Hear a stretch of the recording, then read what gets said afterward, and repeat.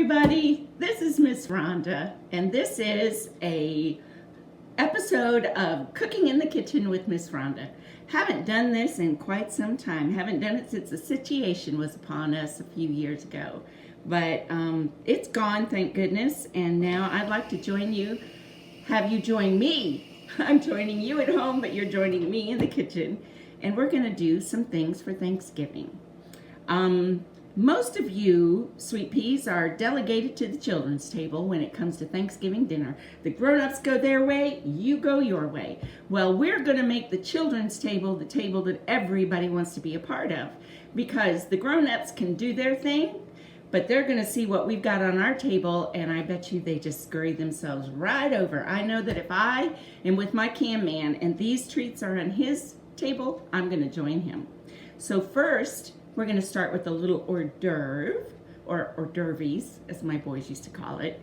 And then we're going to move on to a turkey drumstick. But it's not your regular turkey drumstick. It's got a little twist. And then we're going to finally end up with a little slice of pumpkin pie. And you guessed it, another little twist. So join me now in this kitchen and let's have a little bit of fun.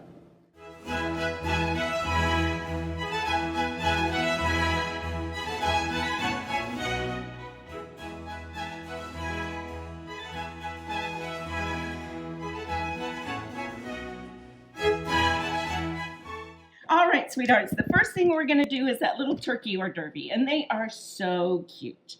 The things that you're going to need is we've got pretzel twists, we've got candy corn, those little foil candies, Rolos is what they're called, and we're going to unwrap those.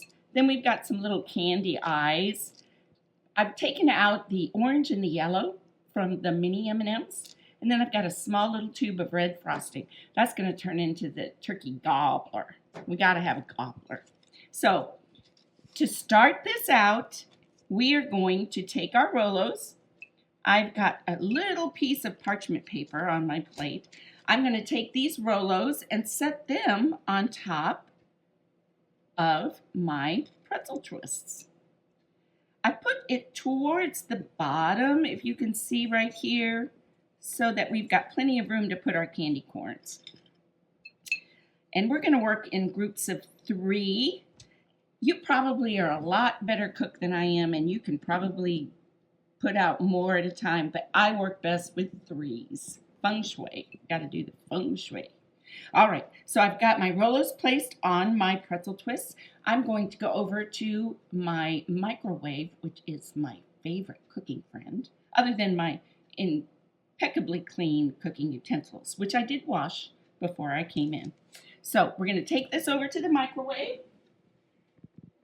We want these Rolos to melt, but we want them to melt very, very slowly. So I'm going to use my defrost cycle on my microwave, push the number 2, and then start. I'm going to watch these Rolos as they go around, because if they get too soft, they'll melt. We don't want them to melt. We want our turkeys to have faces. So we just want them to get soft. As they go around, and I'm peeking inside, and now my microwave tells me time to turn, I'm going to check on them. And they're not done yet. Keep going. We'll keep going. Don't worry, do things in increments. Slow is better than fast. We still are just a tad bit, so I'm going to do defrost 1, start. And I'm not going to take it through the whole one. You'll have to play with yours. Do whatever you do with your microwave. Everybody's microwave is different. This is just what we need right here. You see where if you touch them, they're just, had to have that. All right, we are going to put 3 candy corns in each one.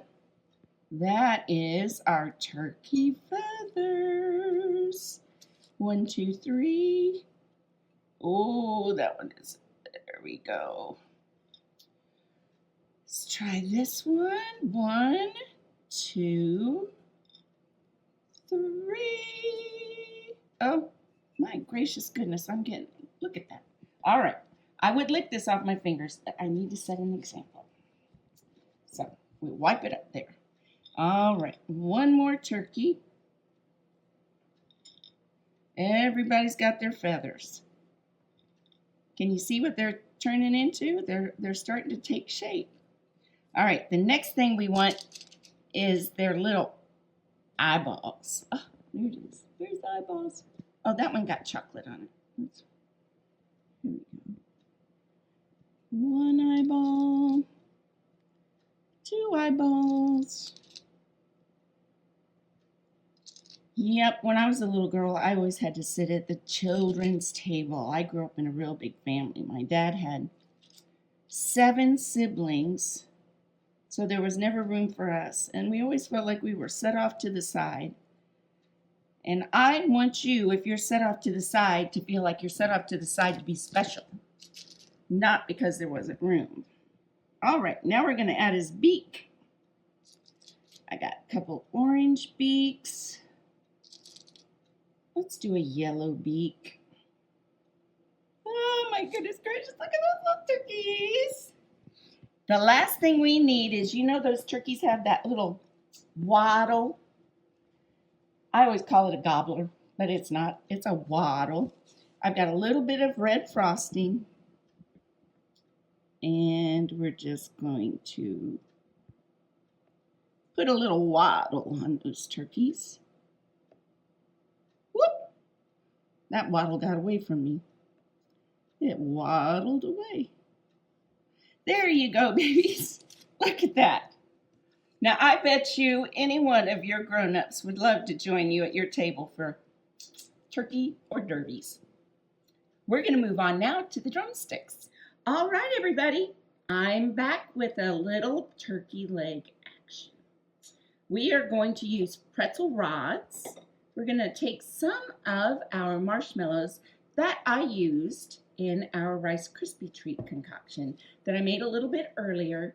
To make your Rice Krispie treats, you just take 6 tablespoons of butter, 6 cups of crisp rice cereal. Of course, we all call them Rice Krispies. And then you're going to take 1 small package of mini marshmallows, melt the butter, then add the marshmallows, melt the marshmallows, add the Rice Krispies, and once you've got it all stirred up, you're going to come up with this beautiful concoction. Normally you would put it in a pan, but we're going to turn it into something different. You're also going to need some white chocolate. I like to use candy coating, those little tiny discs that you can just buy at the grocery store or at Walmart. The reason I like to use the candy coating discs, it doesn't seize up on you like regular chocolate does. They have a little bit more vegetable oil in them, so it will remain a little bit smoother. You don't have to watch it in the microwave quite as much, but you still have to keep your eye on it. So we're going to get this melted, ready, and we're going to put something special together. Take it over, pop it in that favorite cooking utensil of mine, and push start. And watch it closely. Don't let it seize up on you. Trust me, that's not a good thing.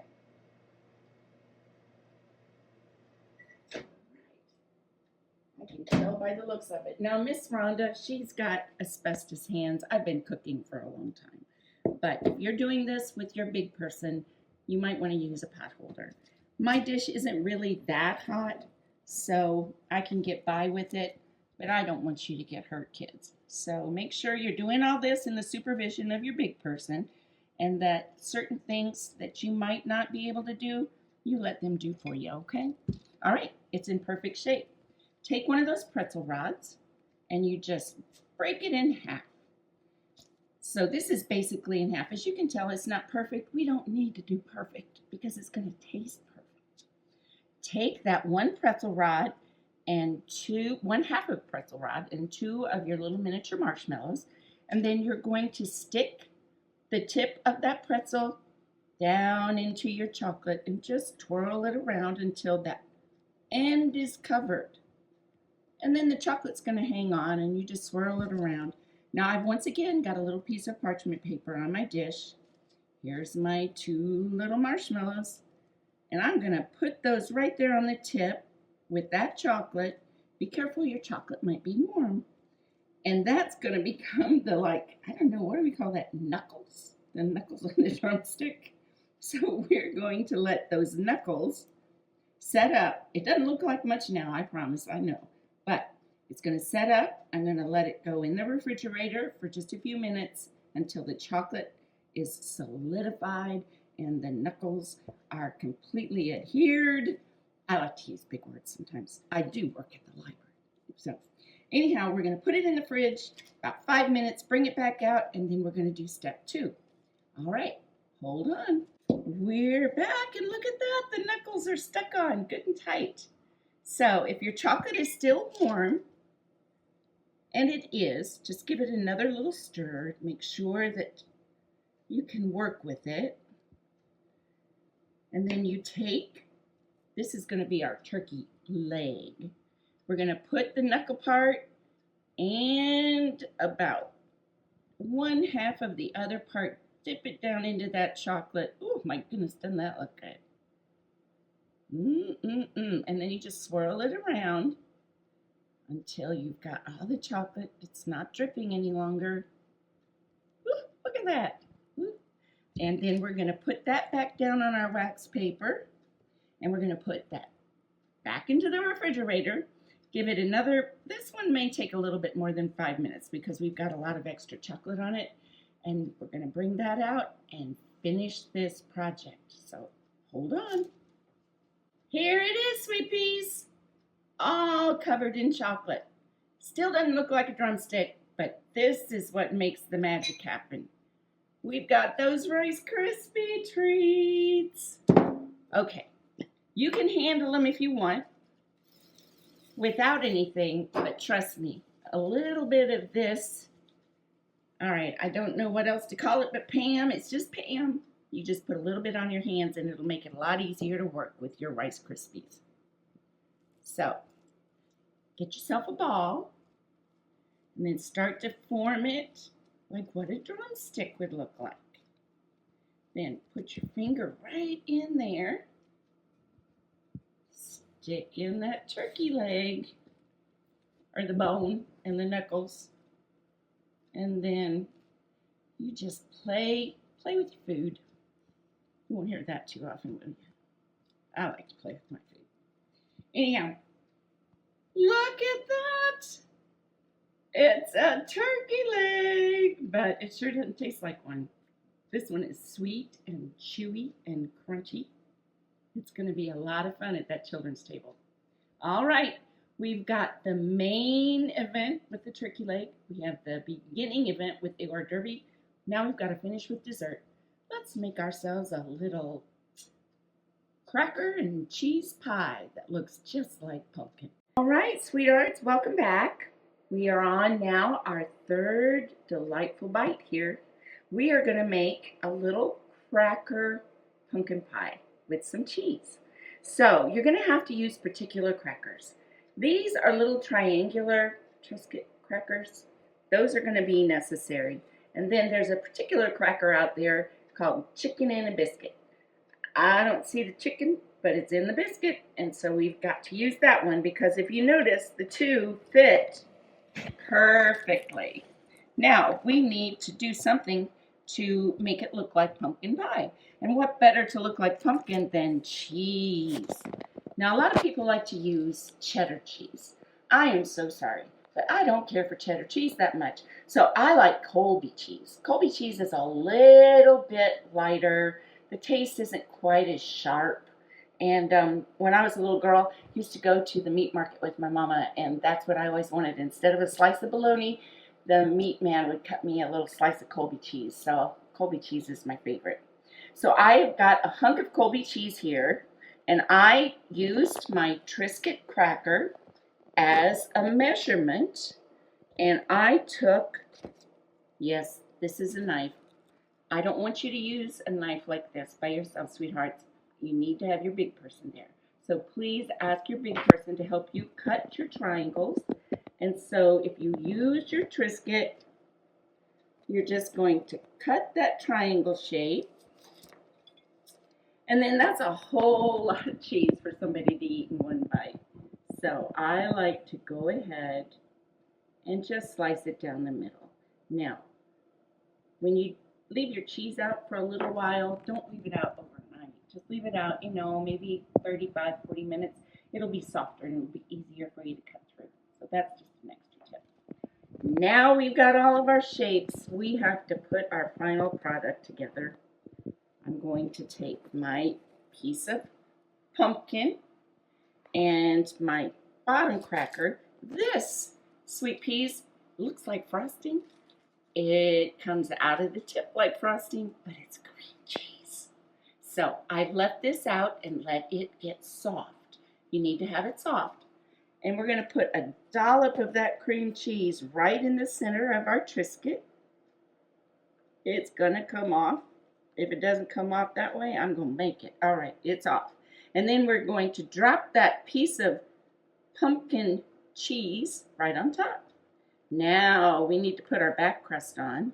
So we're going to add a little dollop of that cream cheese and our little chicken in his biscuit and glue him on. Look at that. That looks just like pumpkin pie.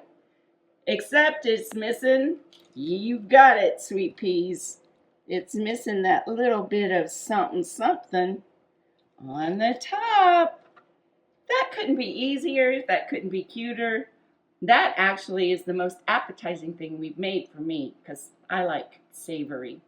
Anyhow, I'll show you in just a minute everything put together. But before I do, I want to share with you some of my favorite books during this time of year. Because we are with the York County Public Library, and we may be closed right now for this glow up.